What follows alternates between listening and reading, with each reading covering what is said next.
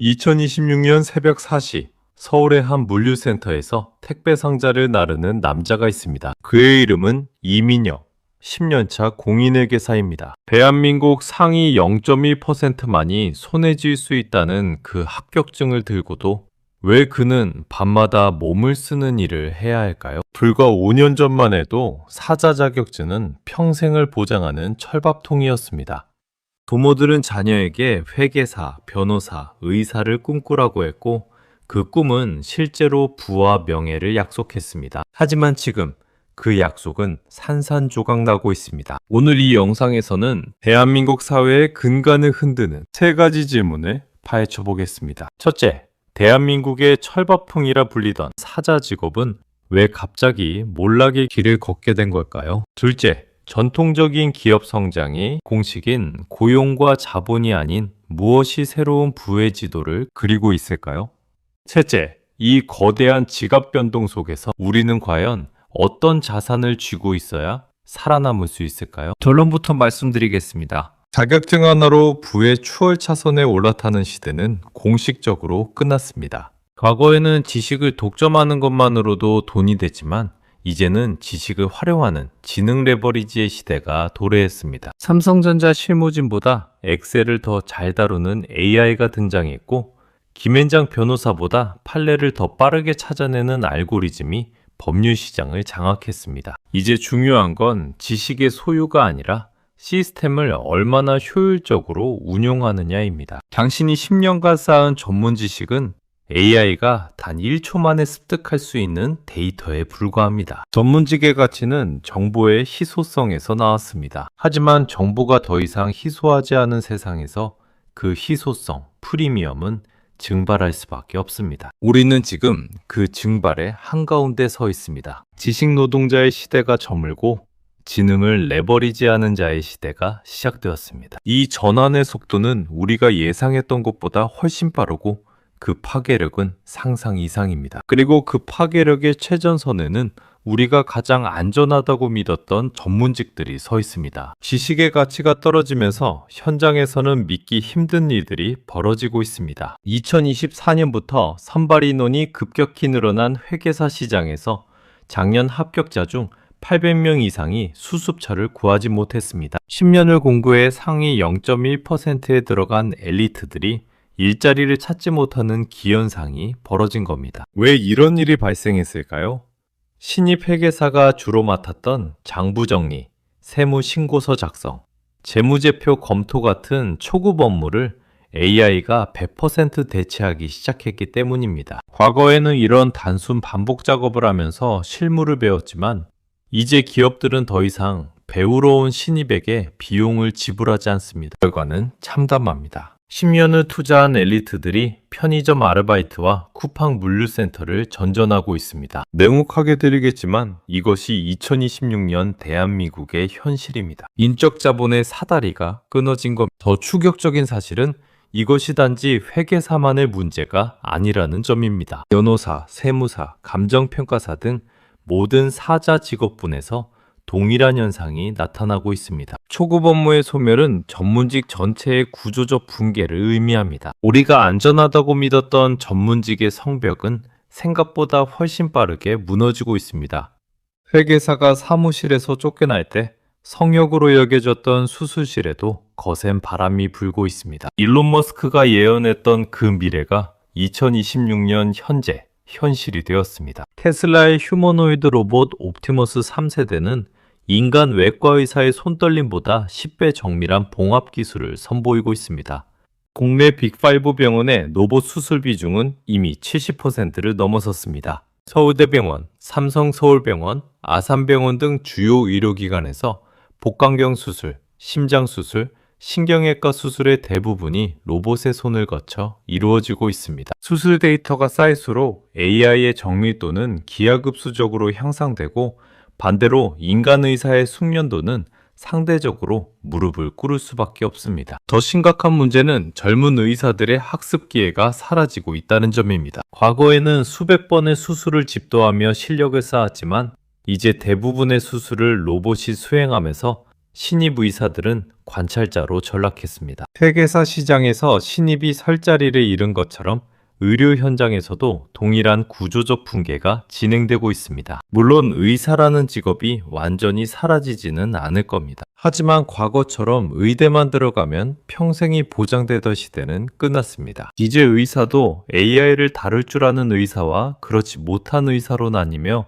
후자는 빠르게 도태될 것입니다. 성역은 없습니다. 의료계마저 예외가 아닌 세상이 왔습니다. 왜 하필 전문직이 AI의 첫 번째 타겟이 되었을까요? 많은 사람들이 오해하는 부분이 바로 이겁니다. AI는 복잡한 일을 먼저 대체하는 게 아니라 매뉴얼화된 일을 가장 먼저 학습합니다. 그리고 역설적이게도 회계, 법률, 의료진단은 고도의 훈련이 필요하지만 동시에 가장 완벽한 매뉴얼이 존재하는 분야입니다. 회계사는 회계 기준서를 따르고 변호사는 판례와 법조문을 따르며 의사는 의료 가이드라인을 따릅니다.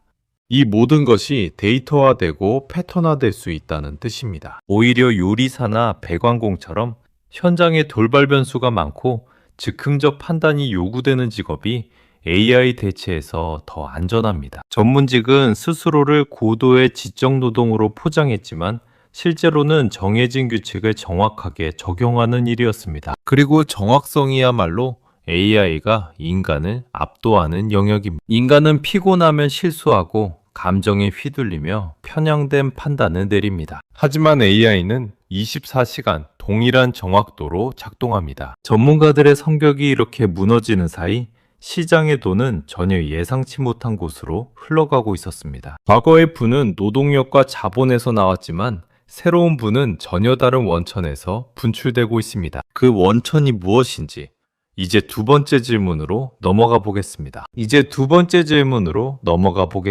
노동과 자본이 사라진 자리에 무엇이 들어왔을까요? 과거에는 기업의 가치를 고용인원으로 판단했습니다. 직원이 많을수록 큰 기업이고 큰 기업일수록 많은 돈을 벌었습니다. 하지만 지금은 완전히 다릅니다. 최근 국내에서 주목받는 AI 더빙 기업 타이캐스트를 보십시오. 직원 50명 남짓한 회사가 연매출 수천억 원을 기록하며 기업 가치 1조 원을 넘어섰습니다. 법률 테크 스타트업 로톡은 직원 70명으로 연간 거래 5천억 원을 처리합니다. 1인당 생산성이 과거 대기업의 10배를 상회하는 겁니다. 이것이 바로 지능 레버리지입니다. 과거에는 사람을 고용해서 일을 시켰지만 이제는 AI를 활용해서 일을 시킵니다. 직원 1명이 AI 100개를 운용하면 실질적으로는 직원 100명의 생산성을 내는 겁니다. 인력을 레버리지하는 시대에서 지능을 레버리지하는 시대로의 완전한 전환이 일어났습니다. 이 구조 전환이 의미하는 바는 명확합니다. 앞으로의 부는 얼마나 많은 사람을 고용하느냐가 아니라 얼마나 효율적으로 AI를 운용하느냐에서 결정됩니다. 전통적인 대기업은 수만 명의 직원을 먹여 살려야 하지만 새로운 테크 기업은 소수 정예로 거대한 시장을 장악합니다. 자본의 흐름이 바뀌고 가치 창출의 공식이 재편되고 있습니다. 그리고 이 변화는 우리가 믿었던 또 하나의 성역을 무너뜨리고 있습니다. 기업의 구조가 바뀌자 우리가 굳건히 믿었던 자산의 가치도 요동치고 있습니다. 특히 부동산 시장에서 심상치 않은 균열이 감지되고 있습니다. 대치동, 도곡동, 반포동 등 이른바 전문직 학군지의 프리미엄이 흔들리기 시작한 겁니다. 논리는 간단합니다. 전문직의 고소득이 꺾이면 그들이 살던 동네의 배우 수요가 사라집니다. 연봉 2억 원을 받던 변호사가 연봉 8천만 원으로 떨어지면 월세 300만 원짜리 대치동 아파트를 유지할 수 없습니다. 회계법인 파트너를 꿈꾸던 부모들이 자녀 교육비로 월 500만 원을 쓸 이유도 사라집니다. 실제로 2025년 하반기부터 강남권 전문직 밀집 지역의 전세가율이 10% 이상 하락했습니다. 반면 판교, 용인, 분당 등 테크 기업과 데이터 센터가 몰려있는 지역의 가격은 오히려 상승세를 유지하고 있습니다. 부동산 가치의 기준이 직주 근접에서 지능, 인프라 근접으로 재편되고 있는 겁니다. 이제 중요한 건 자녀가 좋은 대학에 가느냐가 아니라 AI 시대에 살아남을 수 있는 역량을 키우느냐입니다. 의대 보내려고 대치동에 사는 것보다 코딩과 데이터 분석을 배울 수 있는 환경에 투자하는 게 더 합리적인 선택이 되었습니다. 전통적인 학군지 신화는 이렇게 조용히 그러나 빠르게 무너지고 있습니다. 모든 가치 체계가 뒤바뀌고 있습니다. 그런데 여기서 세 번째 질문이 나옵니다. 놀라운 반전이 기다리고 있습니다. 여러분이 자녀에게 시키는 그 공부가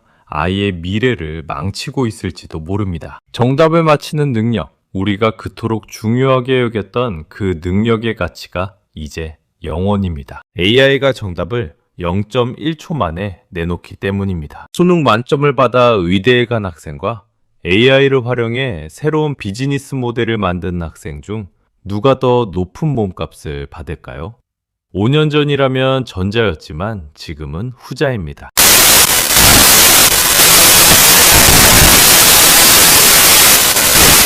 하지만 우리 교육 시스템은 여전히 정답 찾기에만 올인하고 있습니다. 전문가들은 이제 질문하는 능력과 구조를 짜는 기획력이 유일한 생존 자산이라고 말합니다. 챗GPT에게 무엇을 물어봐야 하는지 아는 능력, AI가 만든 결과물을 검증하고 방향을 잡아주는 능력, 이것이 미래의 핵심 역량입니다. 수능 3문제를 틀려 의대를 못 간 아이를 위로할 필요가 없습니다. 오히려 그 아이가 AI 시대에 더 유리할 수 있습니다. 더 충격적인 사실은 우리가 최고로 여기는 명문대 졸업장마저 가치가 떨어지고 있다는 겁니다. 서울대 경영학과를 나와도 취업이 안 되는 시대가 왔습니다. 반면 특성화고를 나와 AI 프롬프트 엔지니어가 된 청년은 연봉 1억 원을 받습니다. 학벌이 아니라 실전 능력이 돈이 되는 세상으로 바뀌었습니다. 그렇다면 우리는 구체적으로 무엇을 해야 할까요? 위기는 누군가에게는 뜻밖의 기회가 됩니다. 전문직의 몰락을 한탄할 것이 아니라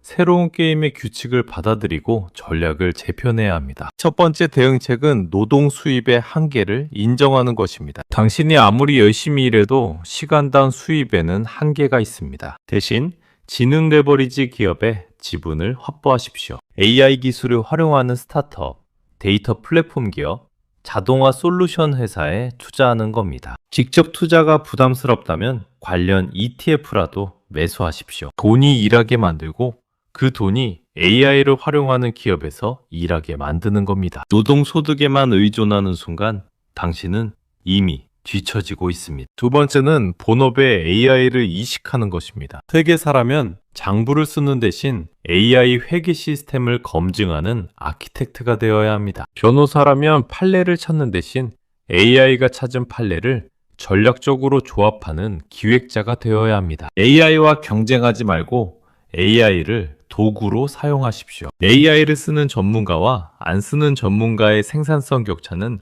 10배 이상입니다. 세 번째는 인간적 연결에 투자하는 것입니다. 기술이 대체할 수 없는 유일한 영역은 신뢰와 공감을 바탕으로 한 커뮤니티입니다. 당신의 전문성을 바탕으로 사람들과 깊은 관계를 맺으십시오. AI가 아무리 발전해도 인간은 결국 인간을 신뢰하고 인간에게서 위로받습니다. 이것이 마지막 방어선이자 새로운 기회입니다. 자격증은 이제 더 이상 우리를 부의 세계로 인도하지 않습니다. 10년을 투자해 손에 쥔 합격증이 물류센터 야간 알바로 이어지고 의대 입학이 더 이상 평생의 안정을 보장하지 못하는 시대가 왔습니다. 이제 필요한 건 목적지를 알려주는 지도가 아니라 스스로 방향을 찾아가는 나침반입니다. 질문하는 힘, 새로운 기회를 포착하는 힘이 바로 그 나침반입니다. 우리는 지금 200년 만에 거대한 전환점에 서 있습니다. 산업사회가 만들어낸 노동과 자본의 공식이 무너지고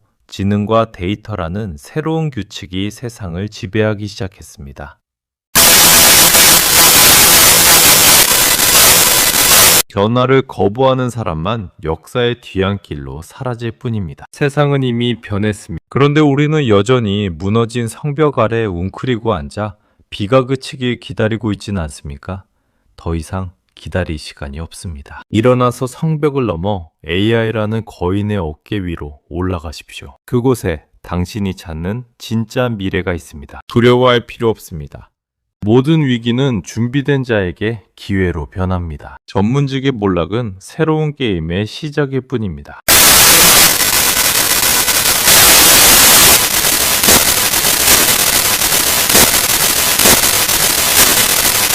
구독 버튼을 눌러주십시오. 당신이 오늘 내리는 선택이 5년 후 당신의 운명을 결정합니다.